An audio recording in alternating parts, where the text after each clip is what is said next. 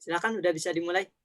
Ya, siap. Sebelumnya, Assalamualaikum warahmatullahi wabarakatuh.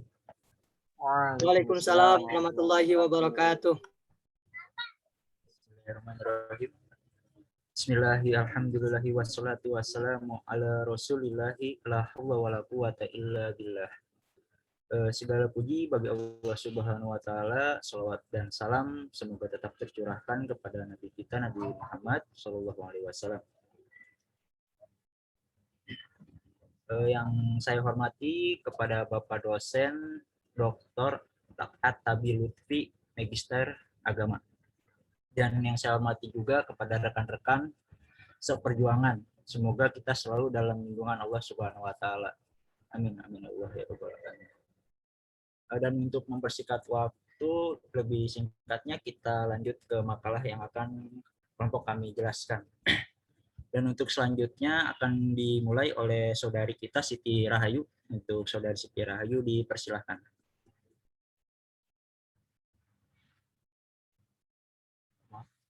Mungkin share screen bisa dibantu.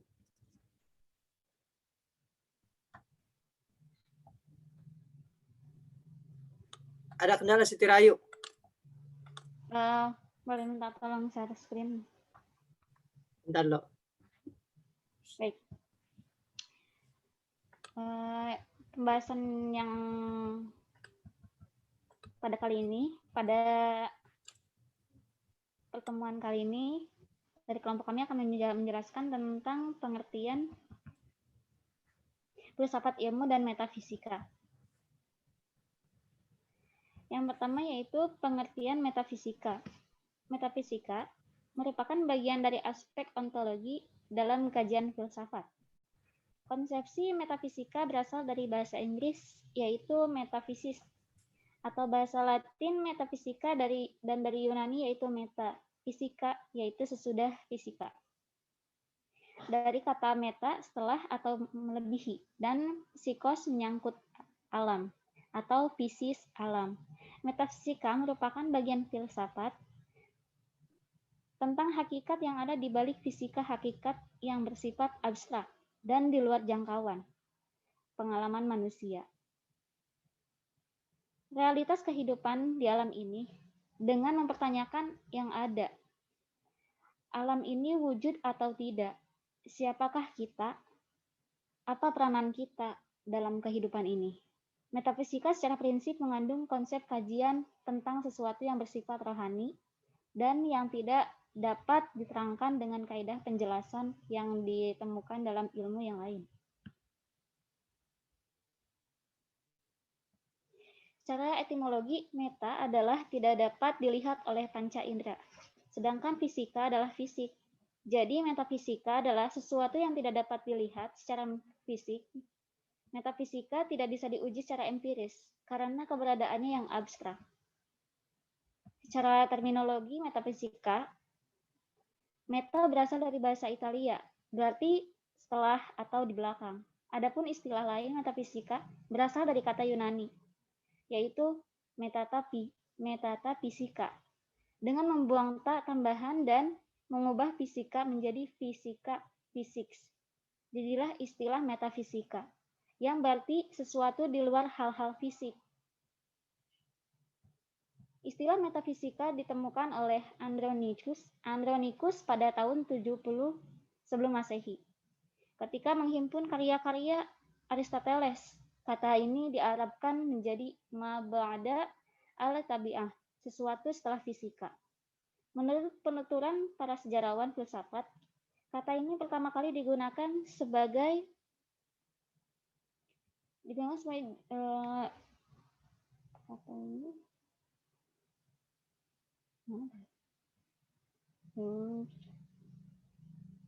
digunakan setelah bagian membuat pembahasan umum tentang eksistensi.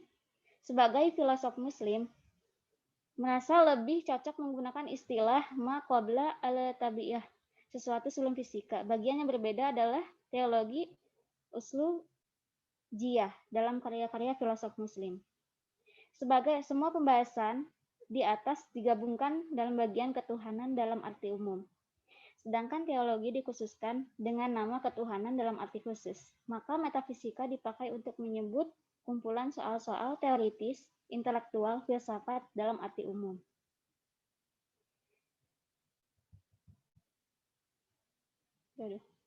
Slide selanjutnya. Ini masih kan ya?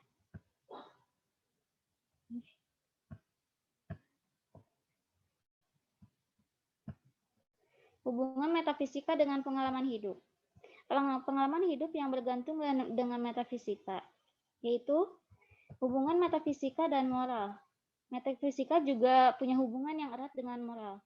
Dalam pengalaman, orang yang kehilangan keyakinan moral cenderung kehilangan dasar intelektualnya. Dalam keadaan ini, ia akan terjebak dalam skeptisisme kebenaran.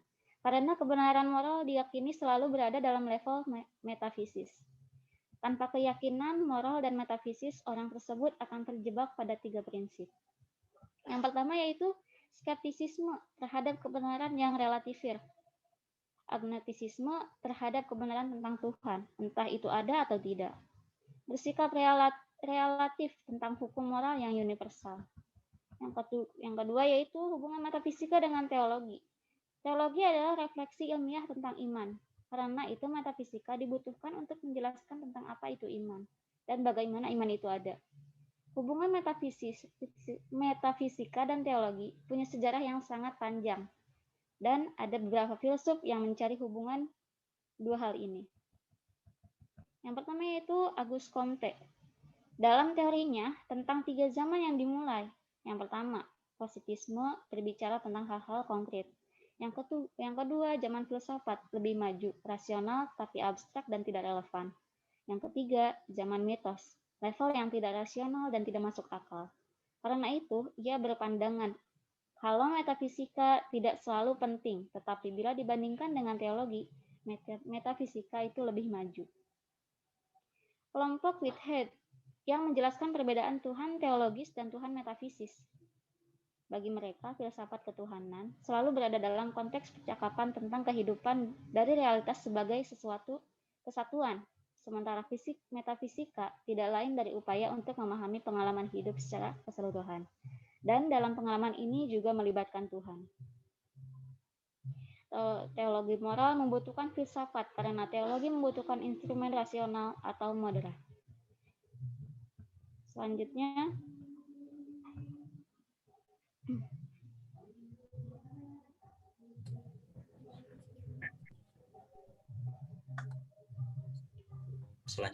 bisa saya lanjutkan. Ya, selanjutnya akan dijelaskan oleh Ibnu Ubaidillah. Padanya dipersilakan. Ya. Selanjutnya 2. Yang kedua itu pemikiran para filsuf terhadap metafisika. Ya, metafisika dalam arti filosofis. Pada abad pertengahan, istilah metafisika mempunyai arti filosofis. Metafisika oleh para filsuf skolastik diberi arti filosofis dengan mengatakan bahwa metafisika adalah ilmu tentang yang ada, karena muncul sesudah dan melebihi yang fisika. Post physicam et super physicam. Istilah sesudah tidak boleh diartikan secara temporal. Istilah sesudah yang dimaksudkan di sini ialah bahwa objek metafisika sendiri berada pada suatu yang abstrak. Pertama, untuk pemikiran metafisika menurut filosof Barat. Pemikiran metafisika bagi para filosof Barat itu berbeda-beda, yaitu dapat dilihat dalam uraian berikut. Yang pertama, menurut Plato, metafisika lebih cenderung pada manusia karena manusia terdiri dari tubuh dan jiwa, di mana sifat tubuh dan material sedang sifat jiwa adalah imaterial. Yang kedua, kosmologis, alam semesta. Menurut Aristoteles, keteraturan alam semesta ini ditentukan oleh gerak motion. Gerak merupakan penyebab terjadinya perubahan yang disebut atau change di alam semesta.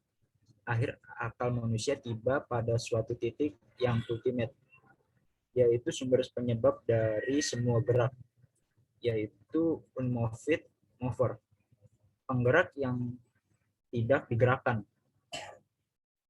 Yang ketiga, dalil etis Immanuel Kant. Dalam diri setiap manusia ada dua kecenderungan yang bersifat niscaya, yaitu keinginan untuk hidup bahagia dan berbuat baik. Kecenderungan itu akan dapat terwujud dalam kehidupan manusia apabila dijamin oleh kebebasan kehendak keabadian jiwa dan Tuhan sebagai penjamin hukum moral. Menurut Christian Wolff,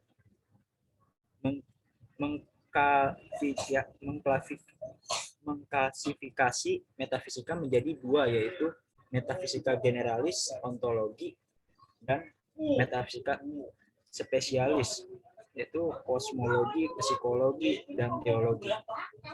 Di mana metafisika generalis adalah yang dapat diserap oleh indrawi, sedangkan metafisika spesialis adalah yang tidak dapat diserap oleh indrawi. Metafisika generalis yaitu ontologi, ilmu tentang ada atau mengada. Metafisika spesialis terdiri dari 3 bagian, yaitu pertama kosmologi yang disebut alam semesta, yang kedua psikologi yaitu jiwa, dan yang ketiga teologi yaitu Tuhan. Yang selanjutnya pemikiran metafisika menurut filosof Islami. Yang pertama ada Al-Kindi. Tentang filsafat Al-Kindi memandang bahwa filsafat haruslah diterima sebagai bagian dari peradaban Islam. Ia berupaya menunjukkan bahwa filsafat dan agama merupakan dua barang yang bisa serasi. Ia menegaskan pentingnya kedua filsafat dengan menyatakan bahwa aktivitas filsafat yang definisinya adalah mengetahui hakikat sesuatu sejauh batas kemampuan manusia, dan tugas filosof adalah mendapatkan kebenaran. Tentang metafisika alam, Al-Kindi mengatakan bahwa alam ini adalah ilatnya. Alam itu tidak mempunyai asal, kemudian menjadi ada karena diciptakan Tuhan. Al-Kindi juga menegaskan mengenai hakikat Tuhan. Tuhan adalah wujud yang benar, yang hak, yaitu benar. Yang bukan asalnya tidak ada menjadi ada. Ia selalu mustahil tidak ada. Jadi Tuhan adalah wujud yang sempurna yang tidak didahului oleh wujud yang lain. Pemikiran menurut Al-Farabi. Bagi Al-Farabi, filsafat mencakup matematika, dan matematika bercabang pada ilmu-ilmu lain, sebagaimana ilmu itu berlanjut pada metafisika. Menurut Al-Farabi, sebagian metafisika ini secara lengkap dipaparkan oleh Aristoteles dalam Metaphysics, yang sering diacu dalam sumber-sumber Arab sebagai Book of Letters. Karya ini terdiri atas bagian yang utama, yakni menelaah yang jauh keberadaannya atas ontologi, menelaah beberapa kaidah pembuktian yang umum dalam logika, matematika, dan fisika atas epistemologi, menelaah apa dan bagaimana substansi mujarad imaterial yang berjenjang ini menanjak dari yang terendah sampai yang tinggi dan berpuncak pada wujud yang sempurna, dan tak ada yang lebih sempurna dari apa yang telah ada. Tuhan adalah wujud yang sempurna, ada tanpa suatu sebab. Kalau ada sebab baginya, maka adanya Tuhan tidak sempurna lagi. Berarti adanya Tuhan bergantung kepada sebab yang lain. Karena itu ia adalah substansi yang azali, yang ada dari semua dan selalu ada. Substansi itu sendiri selalu cukup jadi sebab bagi keadilan wujudnya, bagi keabadian wujudnya. Al-Farabi dalam metafisikanya tentang ketuhanan hendak menunjukkan keesaan Tuhan, juga dijelaskan pula mengenai kesatuan antara sifat dan zat, substansi Tuhan. Sifat Tuhan tidak berbeda dari zatnya karena Tuhan adalah tunggal. Tentang penciptaan alam kosmologi, Al-Farabi cenderung memahami bahwa alam tercipta melalui proses emanasi sejak zaman azali, sehingga tergambar bahwa pencipta alam oleh Tuhan dari tidak ada menjadi ada. Menurut Al-Farabi, hanya Tuhan saja yang ada sendiri, yang ada dengan sendirinya. tanpa ada sebab dari luar dirinya. Karena itu ia disebut wajib al-wujudi zati. Allah menciptakan alam ini melalui emanasi dalam arti bahwa wujud Tuhan melimpahkan wujud alam semesta. Emanasi ini terjadi melalui tafakkur, yang yaitu berpikir Tuhan tentang zatnya, yang merupakan prinsip dari peraturan dan kebaikan dalam alam. Dengan kata lain, berpikirnya Allah Subhanahu wa taala tentang zatnya adalah sebab.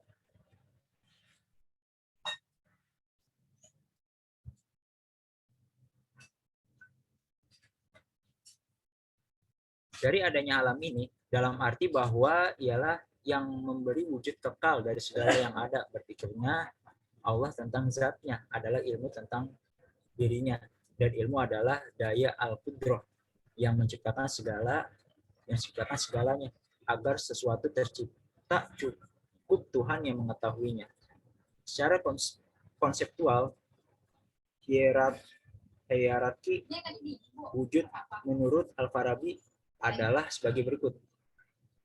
Tuhan yang merupakan sebab keberadaan segenap wujud lainnya. Para malaikat merupakan wujud yang sama sekali imaterial. Benda-benda langit atau benda angkasa yaitu celestial. Dan selanjutnya metafisika menurut Al-Razi. Ini si Ustadz itu mah Soal metafisika yang dibahas oleh Al-Razi seperti halnya yang ada pada filsafat Yunani kuno, yaitu tentang adanya 5 prinsip yang kekal, yaitu Tuhan, jiwa universal, materia pertama, ruang absolut, dan zaman absolut. Secara prinsip tentang metafisika dikatakan bahwa Tuhan menciptakan manusia dengan substansi ketuhanannya. Kemudian akal berfungsi menyadarkan manusia bahwa dunia yang dihadapi sekarang ini bukanlah dunia yang sebenarnya. Dunia yang sebenarnya itu dapat dicapai dengan berfilsafat. Dalam karya tulis Al-Razi, Al-Tib, Ar-Ruhani, Kedokteran Jiwa, tampak jelas bahwa ia sangat tinggi menghargai akal. Dikatakannya bahwa akal adalah karya terbesar dari Tuhan bagi manusia. Untuk selanjutnya yang ketiga, ruang lingkup metafisika. Secara umum, ada beberapa ruang lingkup metafisika, diantaranya yaitu mempelajari tentang sifat manusia secara kontekstual, termasuk hubungan dengan alam sekitar, baik fisik dan non-fisik. Yang selanjutnya, mengetahui sifat dan fakta untuk mencapai tujuan demi memahami aturan dan alam semesta. Mengetahui penyebab dan masalah untuk mencapai kebebasan berpikir tentang hidup. Mencari tahu apa yang menyebabkan manusia itu ada. Dari ruang lingkup inilah akhirnya muncul berbagai cabang metafisika seperti metafisika teologi yang berusaha mempelajari Tuhan, agama dan kepercayaan manusia tentang sesuatu yang ada di luar manusia. Metafisika kata adalah bidang ilmu metafisika yang secara khusus mempelajari hal-hal konkret yang bisa diselidiki atau diketahui, termasuk penyebab mengapa hal-hal konkret itu ada. Ontologi yang secara khusus mempelajari hakikat kehidupan manusia. Mungkin untuk makalah yang kami terangkan bisa cukup sampai di sini. Untuk selanjutnya kami buka sesi tanya jawab.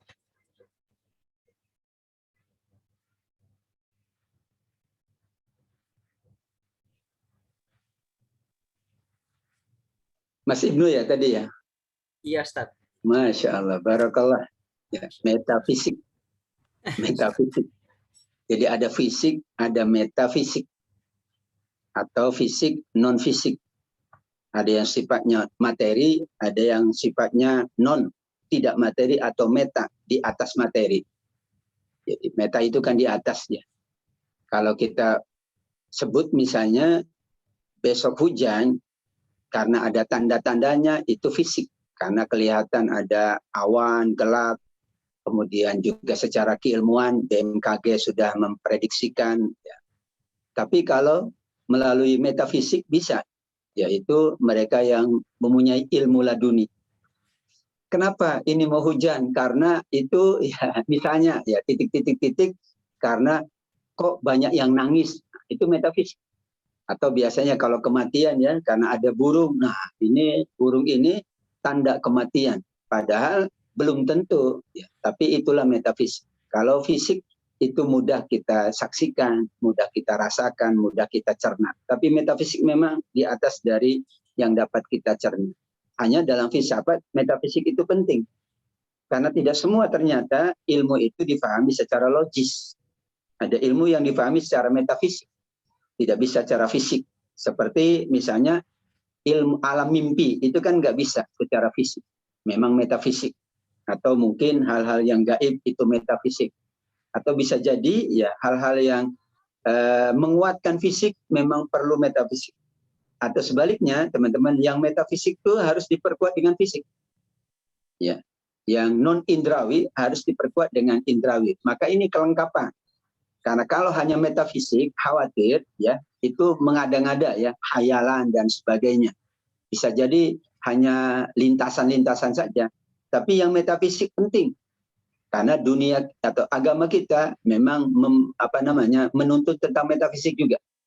Jadi metafisik adalah hal yang penting, fisik juga penting. Bisa jadi fisik itu untuk melengkapi ya argumentasi metafisik atau metafisik untuk melengkapi argumentasi fisik. Dan masing-masing ada bidang. Yang fisik tentu bidang-bidang tertentu, eksperimental. Yang non fisik memang bidang-bidang tasawuf, bidang-bidang yang sifatnya kegaiban, bidang-bidang yang lain itu masuk kategori. Jadi kita akan menggunakan fisik atau non fisik, fisik atau metafisik tergantung objeknya. Objek-objek tertentu memang metafisik. Objek-objek tertentu memang tidak mungkin dengan metafisik. Khawatir nanti kontrolnya. Makanya para peramal itu banyak menggunakan metafisik. Para tidak normal ya, paranormal itu banyak menggunakan metafisik. Namun kadang-kadang berlebih-lebihan metafisiknya. Ya, misalnya tahun ini tahun musibah kan belum tentu. Kecuali memang ada tanda-tanda alam. Yang banyaknya ini ya kemudian sudah mulai ya secara ilmiah lah bisa dilogikakan. Tapi kalau tidak dapat dilogikakan secara ilmiah, secara rasional itu masuk kategorinya metafisik. Itu sedikit catatannya tadi sudah disampaikan oleh pemakalah. Ada yang mau ditanyakan kepada pemakalah? Atau ingin diperjelas lagi? Bagaimana teman-teman? Ada yang mau disampaikan? Ditanyakan atau ditambah dari penyampaian Saudari Siti Rahayu dan Saudara Ibnu Ubaidillah? Oh, berdua ya, Mbak Iya, Siti Rahayu.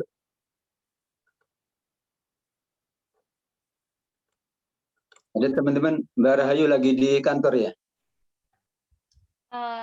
Enggak, Ustadz. Di rumah. Di rumah? Oh. Tapi di rumah pakai masker ya? Ya, ya Ustadz. Nah, ini metafisik ini. Ya kan metafisik. Kalau secara logisnya ya di rumah enggak. Kalau di luar baru ya karena banyak orang. Tapi ini sudah menggunakan ilmu metafisik. Karena tidak tahu virusnya di mana datangnya. Siapa tahu di rumah malah datang. Ya kalau umumnya protokol kesehatan kan fisik ya. Di situ ada kerumunan, di situ ada banyak orang baru pakai masker. Tapi di rumah sendirian masa pakai masker Mbak Rahayu? Berarti metafisik beliau. Kecuali banyak orang di rumahnya ya. Oke. Gimana? Ada yang mau disampaikan? Chandra? Mas Chandra, Pak Kun biasanya. Pak Kun lagi kurang sehat, Ustaz. Oh, syafaqullah. Kenapa? Apaan Ustaz? Batuk-batuk Ustaz. Oh, syafaqullah. Tapi bukan itu kan, bukan gejala ya. Sekarang Kayaknya bukan Ustaz. Kalau batuk ini takut saya. Orang batuk aja udah, kamu itu padahal belum tentu ya. Kan belum tentu. Ada dua, flu juga ada dua jenis. Flu yang COVID, flu yang non-COVID. Batuk pun sama. Tapi umumnya kan orang sudah lihat batuk, itu batu jangan deketin, belum tentu Pak. Di kampus ada katanya itu vaksin. Kemarin ada vaksin di puskesmas dekat kampus katanya gratis. Boleh teman-teman yang mau vaksin. Belum ada yang vaksin ya? Sudah, Ustaz. Sudah. Alhamdulillah. Saya juga sudah 2 kali lagi. Memang harus 2 kali soalnya, jadi ya 2 kali. Ayo teman-teman, ada lagi yang mau disampaikan ke pemakalan nih, Mas Ibnu sama Siti Rahayu?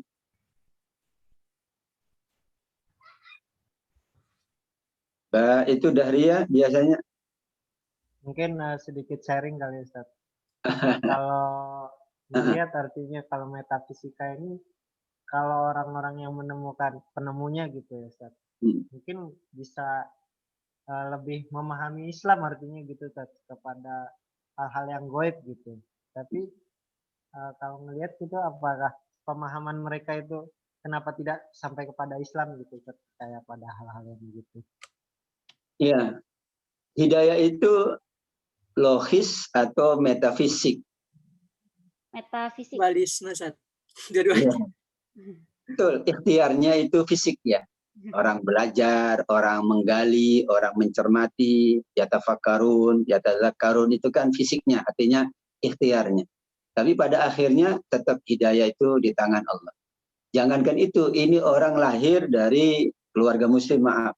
Semuanya muslim bisa, dia tidak. Itu kan juga sesuatu yang memang di luar dari ya rasio kita, di luar dari logika kita. Seorang Abu Thalib, bayangkan kurang apanya secara kedekatan dengan Nabi, kesungguhan Nabi, tapi pada akhirnya. Jadi persoalannya adalah harusnya, betul Mas Chandra, harusnya orang yang di masjid itu harusnya sholat terus. Tapi belum tentu orang sebelah masjid nggak sholat juga, masih nggak sholat di masjid. Harusnya memang sholat di masjid, tapi kenapa tidak? Nah itu masalahnya metafisik. Harusnya orang yang mengkaji gitu ya, memahami ilmu, banyak menggali, melakukan eksperimen gitu ya, menelaah, meneliti kan harusnya mendapatkan hidayah, harusnya. Tapi tidak. Bahkan ada film namanya Lion of the Desert ya.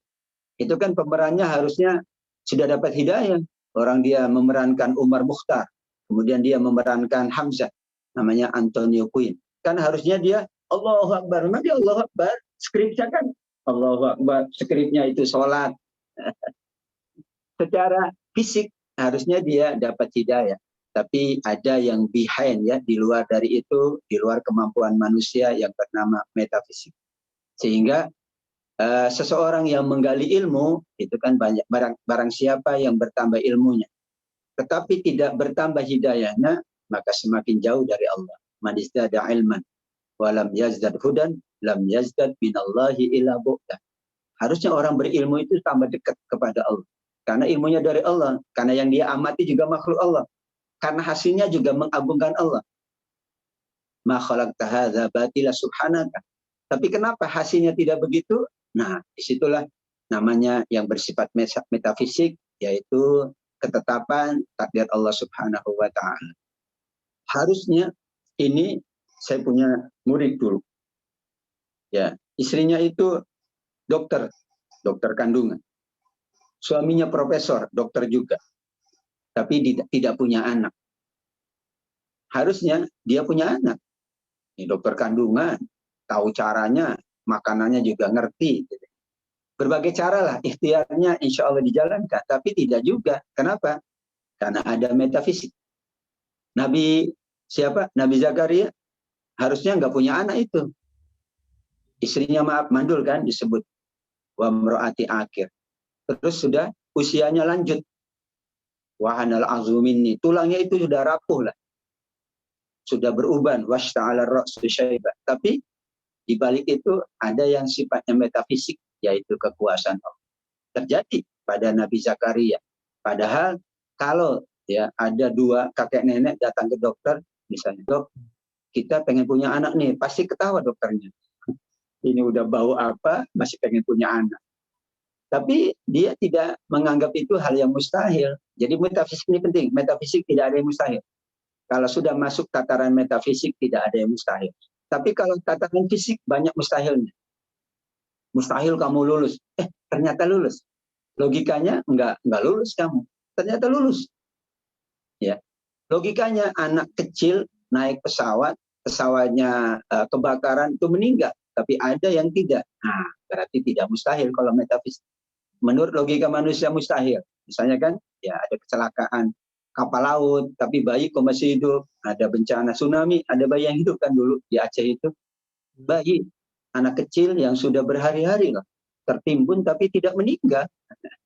Dia makan apa, minum apa, itulah metafisik. Jadi kalau metafisik tidak ada yang mustahil.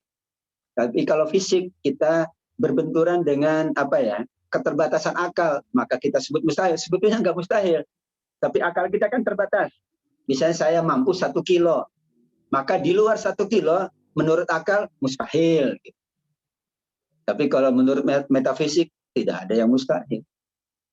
Kan menurut akal kita usia sekian itu begini gitu ya. Kok ada orang usia sekian kok? Nah, itu metafisik. Ada anak-anak yang hebat dulu itu ya. Di mana itu? Yang bisa ceramah berbagai bahasa. 7 tahun. Padahal dia nggak sekolah. Ya kan? Di Indramayu apa di Cirebon. Itu metafisik itu. Ada ponari. Nah, itu metafisik. Menyembuhkan pakai batu kan? Pengen lulus ujian, udah pulpennya, pensilnya diletakkan di batunya, dikasih air, nanti itu langsung lulus ujian. Nah, metafisik. Banyak yang nggak berhasil karena itu bohong. Metafisik yang tidak sesuai dengan kehendak Allah. Metafisik itu ada 2. Ada yang diharamkan, ada yang dibolehkan. Yang diharamkan tentu metafisik yang tadi ya, misalnya ya tadi pengobatan yang tidak sesuai kan metafisik. Orang obati dari jarak jauh gitu, sembuh. Nah, itu metafisik yang nggak boleh. Atau dengan meramal nasib, ya, pada dia tidak punya ilmunya, orangnya biasa saja, ini metafisik yang tidak boleh. Atau dalam ilmu magic kan ada metafisik. Tapi ada metafisik yang dibolehkan, yaitu kita ya merenung gitu ya. Kita melakukan perenungan, kemudian kita dapat ilham dari Allah, dapat isyarat dari Allah, itu dibolehkan. Nabi kan merenung di Gua Hira. Ternyata mendapatkan banyak ya isyarat-isyarat dari Allah termasuk wahyu. Nah, itu dibolehkan. Kita boleh merenung malam hari, boleh. Untuk mendapatkan sesuatu yang metafisik. Padahal secara fisik kan, ya orang merenung malam ngapain, nggak dapat apa-apa pasti. Tapi bisa jadi Allah anugerahkan isyarat, ilmu, dan sebagainya yang itu khususan ya bagi mereka yang menjalani sisi metafisik tapi yang dibolehkan. Banyak juga yang dibolehkan metafisik itu. Meyakini Allah ada itu kan metafisik. Meyakini malaikat ada kiri kanan itu metafisik. Dibolehkan bahkan diwajibkan pula. Tapi ada metafisik yang memang tidak dibolehkan karena itu ya menjerumuskan orang. Ramal, dukun, ya siapa yang mempercayai kan tidak diterima sholatnya 40 malam.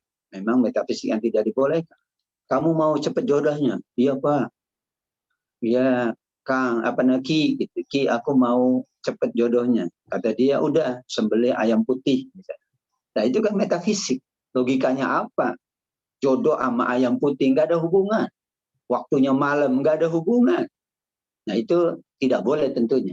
Kita lebih merujuk kepada yang fisik, namun ada hal-hal yang memang metafisik di atas. Ya bukan tidak logis, bukan tidak rasional, tapi di luar batas ya, kemampuan kita untuk merasionalkan, melogikakan. Dan itu banyak. Tentang COVID ini banyak yang sisi metafisik. Ikhtiar sungguh, bayangkan. Ya. Tapi masih tetap belum berakhir. Dan nggak ada yang tahu berakhirnya. Yang sudah berakhir cuma di Euro 2020, itu sudah berakhir. Karena yang nonton, Masya Allah ya. Bahkan mereka udah berpelukan. Saya pas lihat itu kaget, kok bisa ya? Ini mereka hebat-hebat lah. Hebat kan? Kita aja belum. Bayangkan, Saudi yang tinggal depan Mekah, depan itu. Belum. Ini yang di sana kok udah ya, itu metafisik. Ya bisa diargumentasikan lah. Karena mereka mungkin bagus gitu ya. Menjaga protokolnya, mereka bagus. Disiplinnya, ya karena disiplinnya bagus ya bagus. Kita kan disiplinnya, kurang bagus misalnya. Tapi metafisik lah. Wallahu a'lam. Mungkin Ustaz, mungkin kalau mimpi kali Ustaz ya, itu mungkin kan berkaitan dengan metafisis gitu Ustaz. Nah, boleh nggak sih Ustaz, maksudnya menerjemahkan mimpi itu kadang bingung gitu.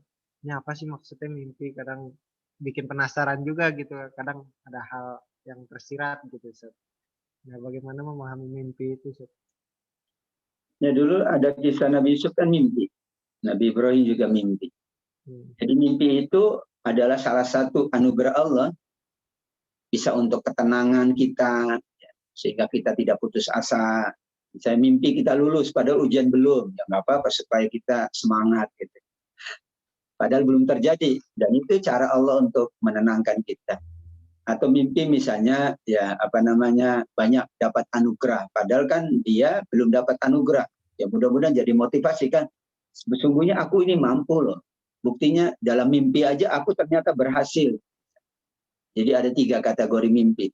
Dan mimpi boleh kita tanya kepada orang yang inilah bijaksana, orang yang tidak menjerumuskan kita. Yang tidak boleh nanya kepada yang menjerumuskan. Makanya ayahanda Nabi Yusuf kan begitu. Jangan kamu ceritakan kepada saudara-saudaramu. Fayakidu laka kaida. Karena mereka akan memperdaya kamu. Tapi Nabi Yusuf ceritakan kepada ayahnya. Karena ayahnya tentu tidak akan mungkin memperdayanya. Pasti akan ya memberikan solusi.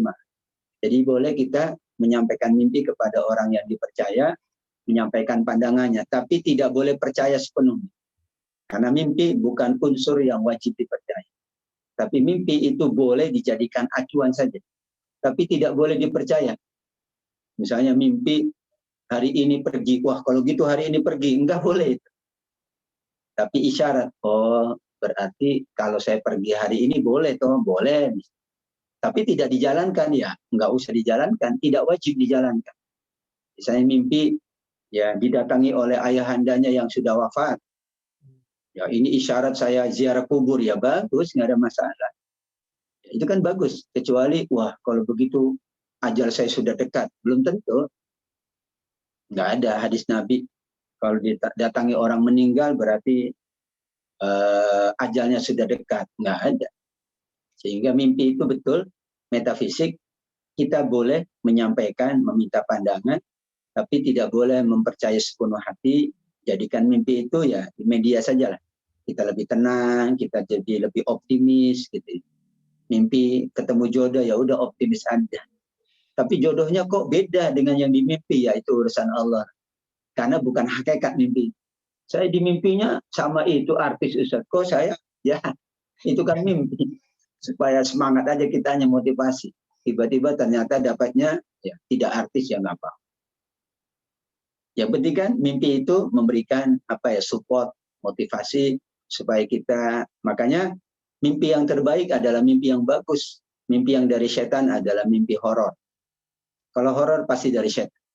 Mimpi dikejar binatang buas itu pasti dari setan. Karena tidak mungkin itu isyarat. Pasti itu dari setan. Mungkin tidak berdoa, mungkin lagi banyak masalah, ya, terganggu. Mimpi misalnya ya dijebloskan penjara, itu pasti dari setan. Supaya kita jadi was-was, kita jadi tidak mau bekerja lagi, saya takut. Padahal semua mimpi ya manakala datang dari Allah itu isyarat. Jadi mimpi kan bisa datang dari Allah, bisa. Bisa datang dari diri sendiri, bisa menghayalkan muncul dalam mimpi. Berarti datang dari diri sendiri. Dia tidak pernah menghayalkan, tapi muncul dalam mimpi. Berarti dari Allah. Tapi kalau horor, ya, yang menakutkan pasti dari syaitan. Tinggal kita pilih. Kita pilih mana yang sering kita mimpi. Kalau sering kita mimpi horor, berarti banyak setannya. Kalau mimpinya yang bagus-bagus, nah itu motivasi. Kalau mimpinya yang nggak jelas, itu khayalan kita. Siang hari ngayal, malam hari muncul. Kayaknya dia cantik banget, mimpi akhirnya. Nah itu berarti nggak ada artinya itu khayalan yang masuk dalam alam mimpi, alam bawah sadar kita. Itu ya Mas Chandra. Ya, syukuran, Ustaz. Baik teman-teman, kalau tidak ada, kita cukupkan insya Allah ya Mas Salman. Masih ada makalah berapa? Masih ada. Siapa? Ilyas, Ustaz. Bang Ilyas. Ya, Ya, Mas Ida, silakan. Ya tadi terlintas Ustaz, tentang apa namanya? Kadang-kadang kan orang itu gampang nih Ustaz mempelajari ilmu tersebut. Kadang-kadang kita susah amat gitu kan. Sampai kita ngapalinya gitu. Secara metafisika itu kan kalau kehendak Allah kan mudah aja kan, tapi kalau kita sebagai manusia padahal udah berusaha gitu. Udah sampai ngapal-ngapalin nggak masuk juga itu gitu. Itu kenapa ya Ustaz maksudnya? Ya kan itu ada gurunya Imam Syafi'i, Imam Waqi. Syakautu ila Waqi suahib. Bagi orang yang beriman, memang paling berat daripada orang tidak beriman. Orang tidak beriman, nggak sholat, nggak wudhu, tapi dia bisa menemukan ilmu. Ya karena dia tidak beriman. Memang bagi orang beriman itu jadi berat. Orang tidak beriman, nggak mikir halal haram. Yang penting dia santai aja. Kita kan harus mikir halal dan haram. Kita kan harus mikir ini diridhoi atau tidak. Maka itulah ujian bagi orang yang beriman. Memang lebih berat menjadi orang beriman kalau bab ini. Orang tidak beriman, ya dia tidak ada masalah. Misalnya dia bermaksiat, ternyata ilmunya masih tetap ada, karena dia tidak beriman. Kalau kita, ya maksiat itu bisa ya mengurangi atau menurunkan daya ingat, menyebabkan kita sulit menghafal. Maksiat itu tidak hanya maksiat satu jenis ya, banyak maksiat. Yang kedua memang ilmu itu kan dari Allah. Maka Allah hanya menganugerahkan ilmu kepada orang-orang yang Allah kehendaki. Yarzuqu may yasha, ya'lamu may yasha, gitu, memberi ilmu kepada yang Allah kehendaki. Nah, kita sangat yakin bahwa cara Allah menganugerahkan ilmu itu bermacam-macam, Mas Ilyas. Mungkin dengan saya ya sinau terus, baca terus kok nggak masuk-masuk. Ya kita cari cara yang lain dengan mendengar bisa lebih masuk. Mungkin dengan diskusi, ada juga cara belajar orang dengan diskusi. Dengan diskusi dia jadi ingat gitu ya. Dengan baca nggak ingat. Ada teman saya itu nggak pernah dia baca, tapi dia nulis. Sambil menulis ternyata dia mengingat. Oh inilah cara dia memperkuat ilmunya. Jadi kalau dari satu aspek kita sudah usaha, jangan-jangan ada usaha lain yang belum kita jalankan. Kan kita baru baca. Ternyata baca itu tidak efektif. Oh dengan mendengar lebih efektif. Dengan diskusi mungkin lebih nyantol. Kan kita tahu lah. Sehingga insya Allah begitulah tata cara yang kedua. Jika kita merasa masih belum, ya, kok belum gitu ya, pada sudah maksimal, jangan-jangan ada pintu yang belum kita buka. Mungkin kalau tidak pintu ilmunya, ya pintu ibadahnya. Siapa tahu mungkin ibadah kita kurang. Oh ya Allah, ternyata aku ibadahnya kurang. Siapa tahu dengan rajin ibadah, akhirnya dia mudah lagi menelaah ilmu insya Allah. Itu ya Mas Ilyas. Ya, siap Ustaz. Mas Ustaz. Alhamdulillah. Baik, cukup teman-teman. Kita ketemu pekan depan. Masih ada makalah pekan depan? Masih Ustaz. Masih ya. Habis? Masih kan, Mas Salman? Bentar Ustaz, coba saya cek bentar. Ya. Ada. Masih ada, alhamdulillah. Ya. Kita masih ada 2 pertemuan. Hari ini kan 12. Pertemuan ke-12, 13, dan 14 itu terakhir. Berarti kalau ada makalah pekan depan kita selesaikan, baru pekan terakhir kita review lah. Review materi yang sudah dibahas. Karena pekan ke-15 dan 15 itu jeda off class untuk UAS, 16-nya UAS. Berarti perkiraan UAS itu adalah di 26 Ustaz. Juli. 26 setelah Idul Adha persis. Idul Adha kan 22 ya, 22 atau 21 Idul Adha. Jadi pekan depan setelah Idul Adha, insya Allah baru UAS. Itu informasi dari akademiknya. Insya Allah teman-teman sehat-sehat selalu. Ya, jangan khawatir tentang UAS. UAS aman kok, nggak ada masalah. Dia sudah menikah lagi malah. UAS sudah menikah lagi, jadi dia lebih tenang. Ya kan? Sudah bersama sudah menikah lagi, jadi dia sudah tenang. Lebih muda, lebih tenang lagi dia. Anak kiai lagi, ya kan? Oh, Hafiz. Izo. Mas Chandra kayaknya mau anaknya kiai. Kalau mau anak kiai, kitanya jadi kiai dulu. Masya Allah. Kalau mau dapat anak ustadz, kitanya ustadz dulu. Kan ujiannya begitu. Kalau mau jadi anak pengusaha, kitanya harus pengusaha dulu. Enggak ya? Gitu ya, Biasa Mas Arman? kasat kaca. Enggak juga, ada yang biasa dapat anak ustadz, ada juga masa itu metafisik. Ya, terima kasih teman-teman. Kita akhiri saja. Terima kasih Mas Salman ya sudah menyiapkan. Tapi punya Mbak Alfi itu ya, Zoom-nya. Punya ini Zat. Ada apa dari inian sih, dari apa? Dari Kantor. lembaga, jadi kita difasilitasi. Oh, alhamdulillah. Enggak, namanya soalnya Alfi begitu. Ari Lutfiah. Ya, Ari. Oke. Ari Lutfi. Alhamdulillah dapat pahala jariah beliau insya Allah. Ya, alhamdulillah. Karena kita gunakan untuk menuntut ilmu. Ya, beliau dapat pahala jariah. Dan kita juga insya Allah dapat ilmu yang bermanfaat. Catat pahala di sisi Allah. Amin ya rabbal alamin. Sehat-sehat selalu. Terima kasih semuanya. Mohon maaf. Ini saya habis rekaman tadi langsung ini. Insyaallah. Tidak berubah dari Sehat, tempat Zat. duduk. Terus Nanti jam 19.30 rekamannya ya. Alhamdulillah rabbil alamin. Subhanakallahumma wa bihamdika asyhadu an la ilaha illa anta astaghfiruka wa atubu ilaik. Terima kasih semuanya. Mohon maaf. Assalamualaikum warahmatullahi wabarakatuh. Waalaikumsalam warahmatullahi wabarakatuh. Terima kasih, Zat. Masya Allah. Assalamualaikum warahmatullahi wabarakatuh. Sampai ketemu. Ya Pak Gun, sehat-sehat Pak Gun.